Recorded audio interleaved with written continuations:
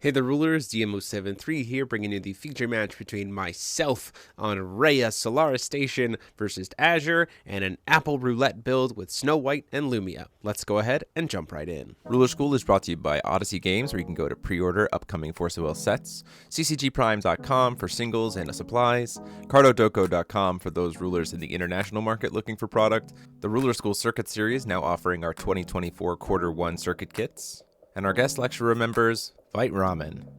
Class is in session. So as we get into it here, the Reiya Station list on the left is starting as the Darkness Solaris Station with Return of Judgment. This is the whole idea, is to then be able to use Liberation to go into Reiya plus Reinhardt and bring in Return of the Blood to kind of assist the engine. So you're able to Judgment Reiya almost every single turn and generate some insane value. And Azure is playing kind of a control list with Apple Roulette as the win con, making use of the recycling engine that comes with Lumia to be able to then cast Apple Roulette safely, even without having access to the Calamity Shield. You have enough life because of Lumia and her stuff out there that usually you can survive whatever hits are going to come down from the Apple Roulette. And so here, you'll see that we use Darkness Solaris Station because the Darkness engine for Solaris and the gears is so prominent and valuable just by itself that it's usually able to stand on its own, even if you can't get to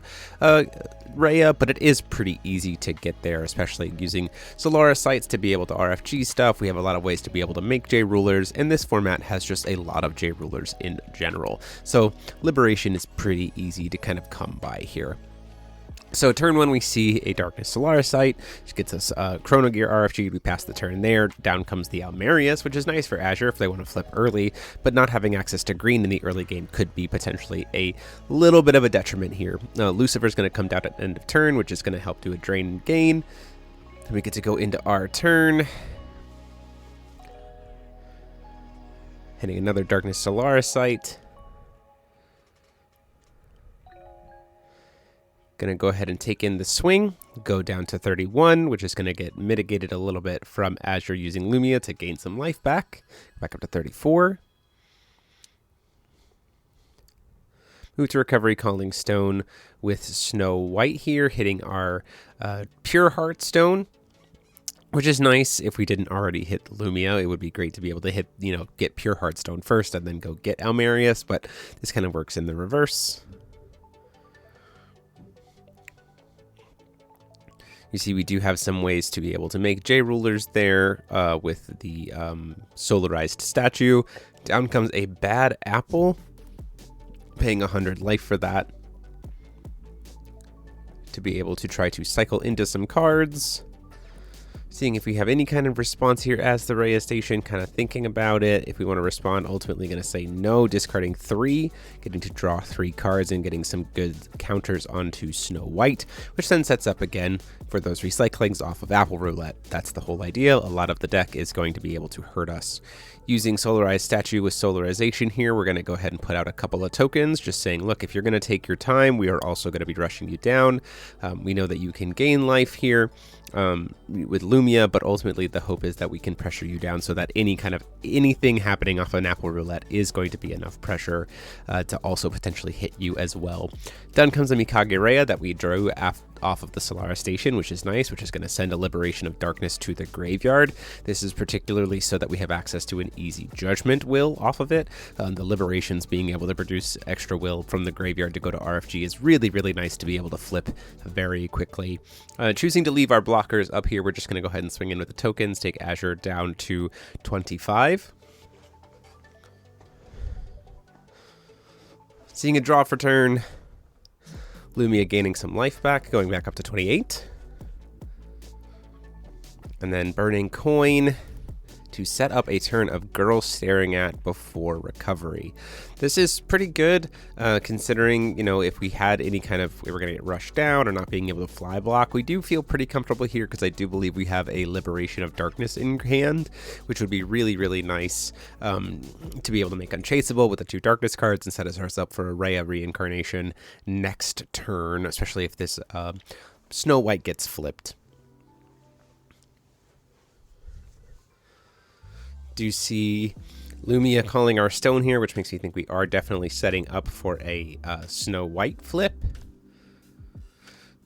Using 1 and pitching a poison apple to the graveyard to go ahead and do judgment. We come out bloody Snow White with those extra counters, sitting at a 16-16. There's no enter effect, so Azure regains priority here.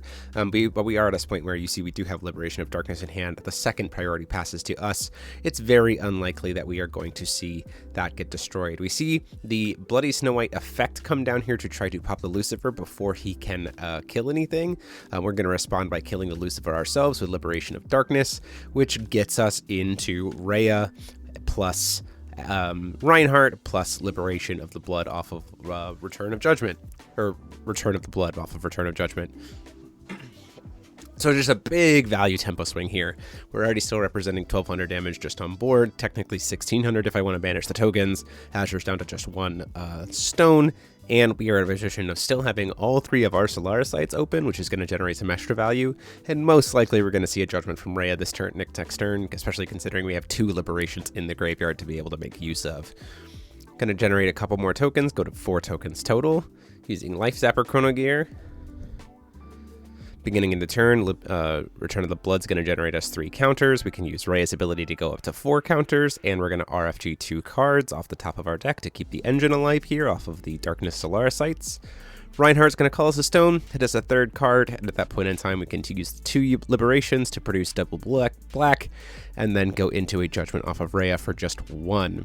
In which case, we're going to see 5 abilities go on the chase all at once, because we do have the Reiya to be able to liberate or reincarnate on top of. So at this point in time, 5 different enter effects go on the chase.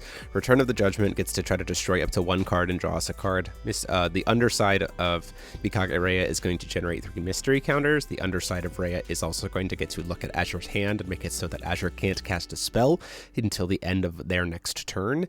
We also have the Reiya Incarnation effect to be able to go search for every copy of Darkness Blood from our deck and put it into our hand, and also the Liberate the Stars effect, or Inherit the Stars effect from the Chrono Gear in the graveyard is going to get attached to the Reiya. So just by performing Judgment for 1 wheel, we just put 5 effects on the chase. Fluorite is going to come down here to stop 1 of them. I believe it's going to stop the getting of the liberated bloods, which makes a lot of sense, but we do get a ton of value off of this Reiya just existing just by itself. Not choosing to stop the effect, choosing to stop the look at the hand effect, it looks like.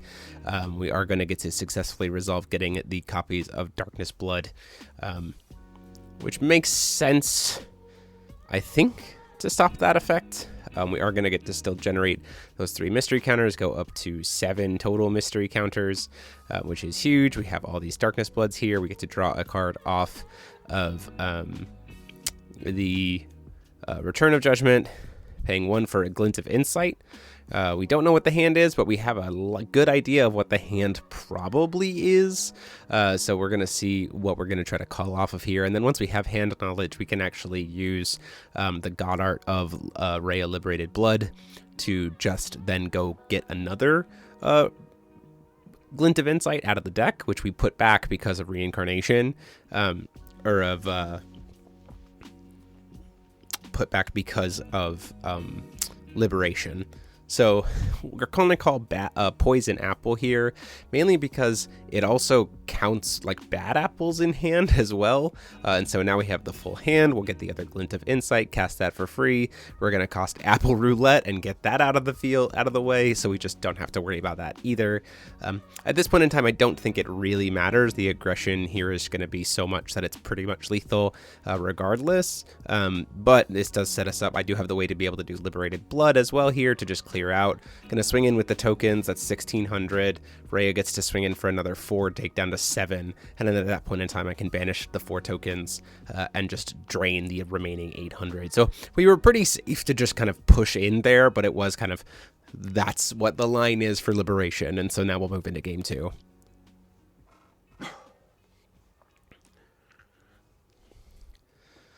So going into game 2, Reiya Station being on the coin, it is a Darkness Will coin, but if I use it, it doesn't do anything. We're going to see that bad apple come down from Azure right away. Going to cycle things up to hit a Moonshade as the first stone. We're going to go ahead and see what our top RFG card is there, just to see if we maybe hit into a so in that moment, if we had hit one of the water cascades, then in response, we could still just flash in the Cascade with Solarization and stop the bad apple from resolving, which feels like probably a good line there. Ultimately, there's no real downside for us liberating or using the coin there anyway. It's always only going to just RFT the top card of our deck unless we can exclusively get to be liberated. Thankfully, we could use Cascade here because we don't control a resonator, so we can just pay the stone in for Void and set that up for being able to protect us as any kind of combo lines potentially. As we get things moving, second Darkness Solaris site here, we're going to RFG the top card, hitting another liberated or Darkness Blood. Not a particularly great opening hand here for in terms of instant speed, kind of quick cast as we've seen before with the token generation or the Laura or the Reyyas or the Lucifers, but we'll see if that comes down in the following turns.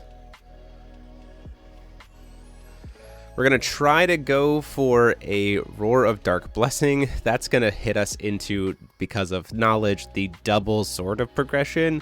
Ultimately, this is an error on my part. We could have used sort of Cascade to hit the second Sword of progression so that it didn't actually successfully cancel, and then we would rip 3 cards out of the hand for Azure.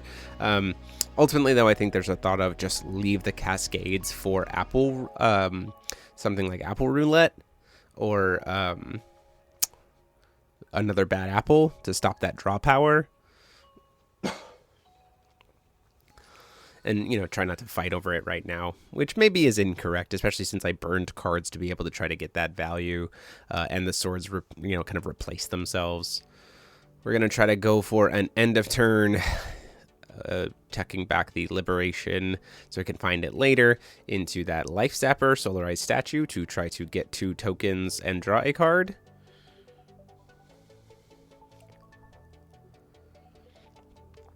Doing this as we move from Azure's main phase to end phase so that our Lorite is active, or so that our Cascade is active, and then Fossil Girl gets come down during the end phase to pop the goes down during the end phase to pop the Cascade.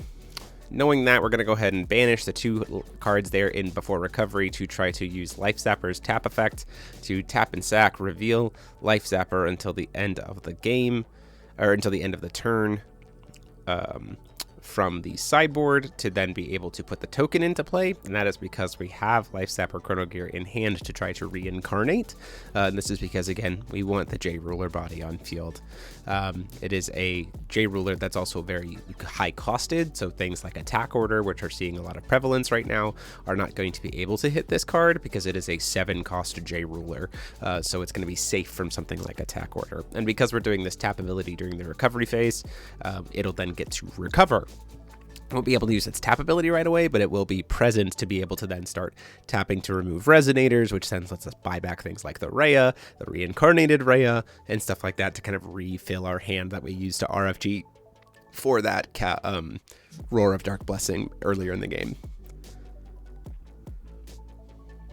Kind of explaining how the reincarnation works is that it's kind of as the card enters the field, so there's no real timing window for Lorite or anything. It's not an activate ability. It's kind of a addition to recovery, or addition to the ability resolving.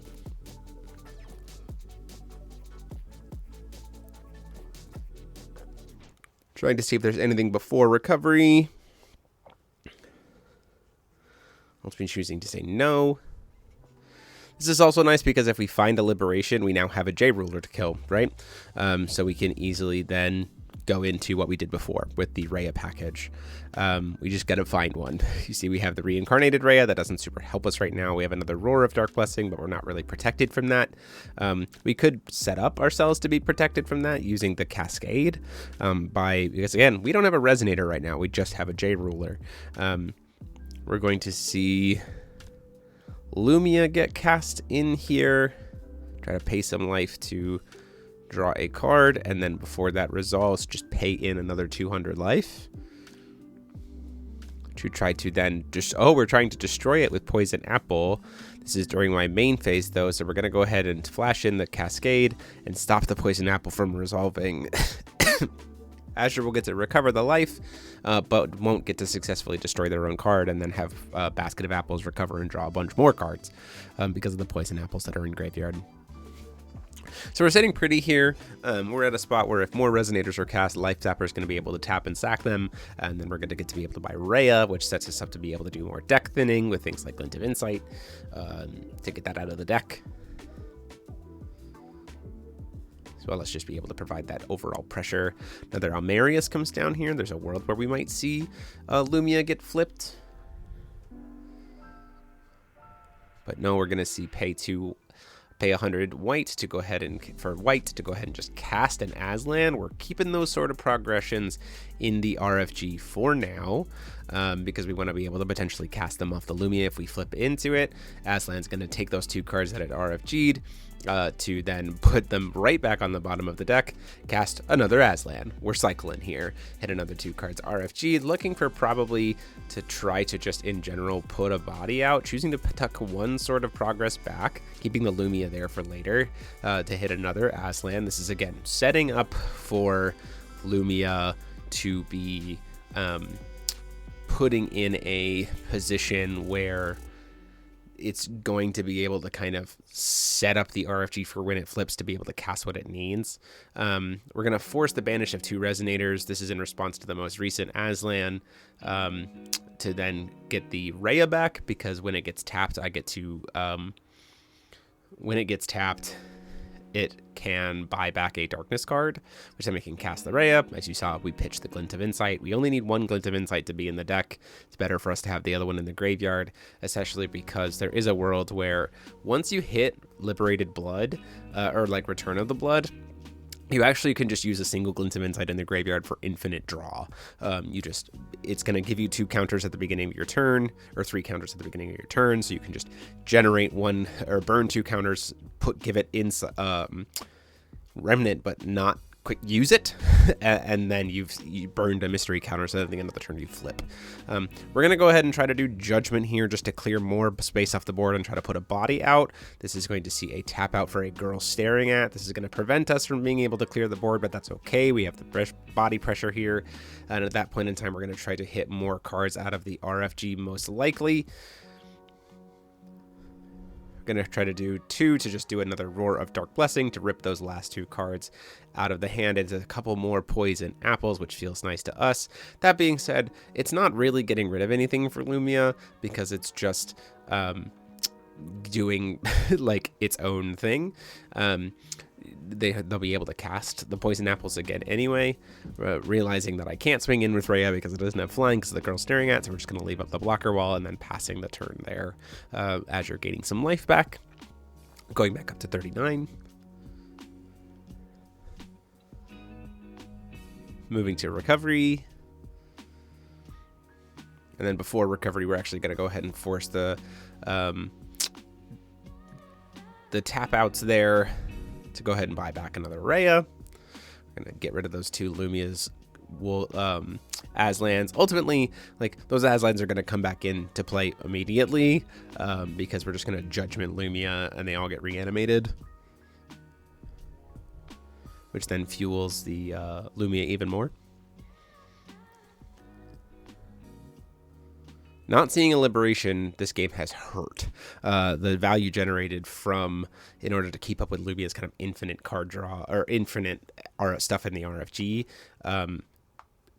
is better if we can keep up pace by using things like Liberated Blood, the reincarnated Reiya to kind of infinitely generate value, keep getting those Darkness Bloods back, all that kind of stuff.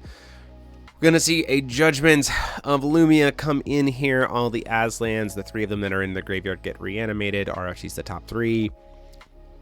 So a nice big board here.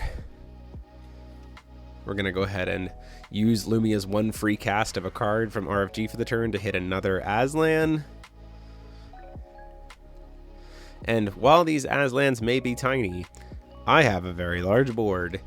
And the problem is, one of those things is very large. So we're going to see a pay full 3 to not use reincarnation. Sitting off the side, there was that Replicant Shiva. Replicant Shiva is going to kill everything because she's going to be using the solarized version, so it's going to hit everything. At that point in time, everything's going to get 9 +1/+1 counters. We see the top card and we go, nope, that is it. That board cannot be answered. We will scoop it up and we will go into game 3. So going into game 3 here, definitely hoping that we can either hit a more aggressive find into liberation, or just go what we did to game 1 and just pressure down with tokens and Reyyas and Lucifers to kind of outpace any kind of potential setup that we might see. We do see a Kilo of Fossil Girl come off of the red coin to pop the Darkness, Solarius Darkness. We're going to go ahead and RFG the top card just to get the value out of there. Not that Azure is running a lot of search, but it is helpful to, again, speed up the solarization package. There we see a Magic Stone of Moonshade. Down comes the Solarized Life Sapper statue, generates a couple tokens. This is exactly kind of what we wanted to see, right? We wanted to see an aggressive start so that we can kind of outpace any kind of life gain that Azure might be bringing. We see a total of 5 damage after the life gain there, but we still have a lot of pressure to be able to just kind of leave up will. Sword of Progression, paying for 200 before the go to go ahead and draw a card. Activate abilities are great to get around Sword of Progression kind of style decks. Before recovery, this is why we're also going to flash in the Lucifer here. We say, you know what? We know for a fact that you can't stop this card right now. Let's drain your life and put a body on board, knowing full well that we're going to let you have kind of more information to play through in your turn. Down comes the flip of the Bloody Snow White, which would be really nice for us if we had a liberation, and we're going to see a Bloody Snow White immediately pay the other one to pop the Lucifer, forcing a discard. Discarded was an Aslan. That is just fine for Azure. You know, we want to see those reanimated anyway. It kind of helps. We're going to see Life Sapper Chrono Gear come down here to generate a couple more tokens. Say, look, you only have 1 blocker. I have 4 attackers. We're going to try to just kind of pressure down, turn into the aggro build here to try to keep up, especially because Lumia was used to call stone, so this is kind of free damage coming in here. So the first 2 come in, taking Azure down to 20. There's a little bit of discussion here about what life totals are, as down in comes the third one, tracking where the life gain in, the Lucifer, the tokens, everything else with the life gain from Lumia. Just a little bit of a discussion there. Ultimately, if this last token gets to come in through, it will take Azure down to 16. Because of the Lucifer draining, and so this is the moment to decide whether or not to block. If there is a block, down comes the block on the 4th token, which we're going to sack to go ahead and do 200 life loss to Azure, taking down to 14. This feels really nice for us because Azure is tapped out, so no Lumia can come down here either, which is really nice to be able to say, like, you're stuck at 14 probably for the game. Now we're going to mill a card here off of Mikage Reiya, again taking advantage of the fact that their board is tapped out to say, like, look, we want to provide as much pressure as possible. I don't want to have to deal with cancels. I want to throw a board down and say you have to answer it, which is really, really good in this situation. And we're gonna blind go in with a glint of insight based off of knowledge. We call Sword of Progression and we hit it, which is huge for us to be able to set up for the next turn. It really cuts off a lot of value from Azure, especially if we're gonna try to go in for a big play next turn to kind of finish the game off. If that, the position here is, we can't possibly flip Lumia unless we call stone with Snow White and get lucky and hit the Almeria stone.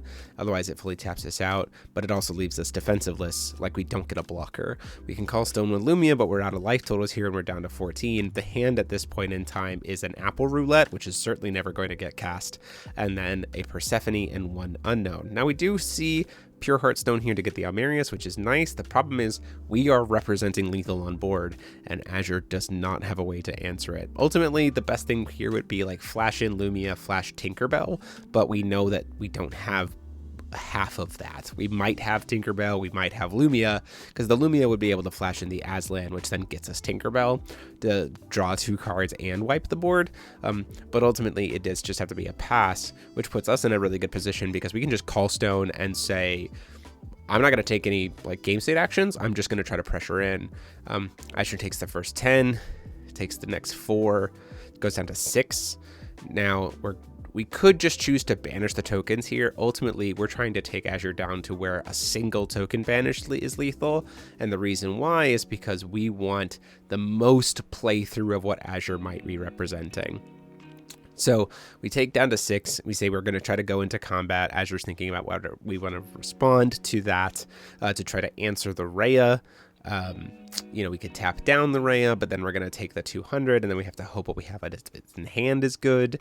You still have potential access to the, if you drew into a poison apple. There's just a lot of things here that kind of put us in a good position to kind of outplay what Azure might be throwing down because of those banish abilities from the tokens, but it's better for us to force Azure to make the first move and then punish it with banishing the tokens for life gain rather than preemptively banishing and walking into a top deck Lumia, walking into something else. Like, we have to get down to less than 600 life so that we can outplay something like a Lumia rather than playing into a Lumia by getting too greedy, which is why we're playing this out. Ultimately looks at the hand though, pays 100, tries to do sort of prog just to see what the top deck is.